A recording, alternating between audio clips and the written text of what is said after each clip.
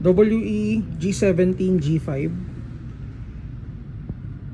So guys, naka-sale pa rin to And para doon sa mga interested, kasi ang daming nag-ask sa comment section, ano daw yung FB page namin. So ang FB page namin is Mavs Hobby Shop, hindi Mavs Airsoft Shop.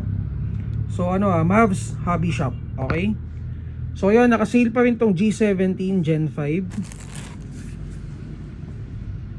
Naka metal slide, polymer yung frame, threaded outer barrel, may under rail for attachment.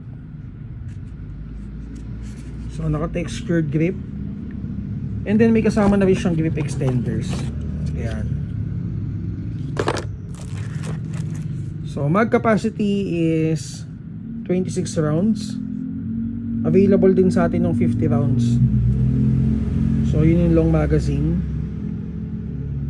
So test natin to guys. 353.